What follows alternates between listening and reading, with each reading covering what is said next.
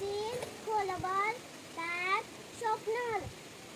ठिकाणांची नावे: शाळा, घर, हॉस्पिटल, मंदिर. भावनांची नावे: आनंद, राग, दुःख.